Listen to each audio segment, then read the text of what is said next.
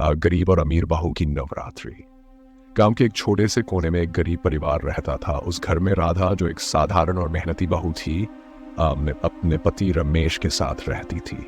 राधा की जिंदगी में सुविधाओं की कोई भरमार नहीं थी, पर उसका दिल बहुत बड़ा था और उसकी भक्ति माँ दुर्गा के प्रति अटूट थी।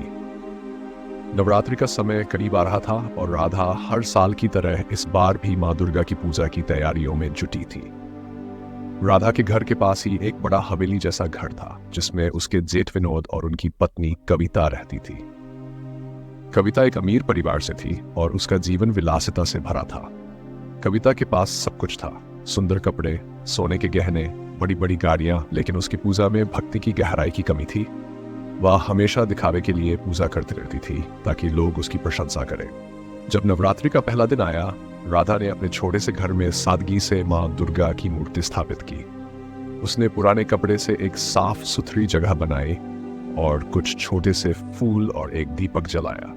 उसके पास पूजा की सामग्री ज्यादा नहीं थी, लेकिन उसकी श्रद्धा और भक्ति से माँ दुर्गा का आशीर्वाद उसके घर पर हमेशा बना रहता था। दूसरी तरफ कविता ने अपने बड़े घर में शानदार तरीके से माँ दुर्गा की मूर्ति को स्थापित किया। पूरे घर को रोशनी से सजाया गया, महंगे फूल और बड़ी बड़ी सजावटें की गई। पूजा के लिए बड़े बड़े पंडित बुलाए गए और धूमधाम से माँ दुर्गा की पूजा शुरू हुई, लेकिन वहां भक्ति कम और दिखावा ज्यादा था। 9 दिन बीतते गए और राधा हर दिन सादगी से माँ की पूजा करती रही। एक रात जब राधा पूजा के बाद सोने जा रही थी, तभी अचानक उसके घर के बाहर से अजीब सी आवाजें आने लगीं। उसने दरवाजा खोला तो देखा कि बाहर कोई नहीं था, लेकिन हवा में एक अजीब सी ठंडक महसूस हो रही थी। राधा थोड़ा डर गई, लेकिन उसने अपने मन में माँ दुर्गा का स्मरण किया और अंदर आकर दरवाजा बंद कर लिया। वह समझ नहीं पा रही थी कि ये आवाजें क्या थी, लेकिन उसे कुछ अजीब सा महसूस हो रहा था। अगले दिन जब राधा मंदिर जा रही थी तो उसने देखा कि कविता के घर में बड़ी धूमधाम से पूजा चल रही थी। लोग आए हुए थे, महंगा प्रसाद बट रहा था, लेकिन कविता कहीं गुमसुम सी दिख रही थी। उसके चेहरे पर कोई चमक नहीं थी, जैसे कुछ अनजाना डर उसे सता रहा हो। राधा ने सोचा कि शायद कविता थक गई होगी, लेकिन असल में कुछ और ही था। रात के समय कविता को एक अजीब सपना आया। उसने देखा कि माँ दुर्गा उसके सामने खड़ी है और उनका चेहरा गुस्से से भरा हुआ है। माँ दुर्गा ने कविता से कहा, तेरी पूजा में धन दौलत है, लेकिन भक्ति नहीं। तू दिखावे के लिए पूजा कर रही है, सच्ची श्रद्धा नहीं है। कविता ये सुनकर हक्का बक्का रह गई। उसने माँ दुर्गा से माफी मांगी, लेकिन माँ ने कहा, तुझे अभी भी समय है, सच्ची श्रद्धा से मेरी पूजा कर। कविता जागते ही पसीने में लथपथ हो गई।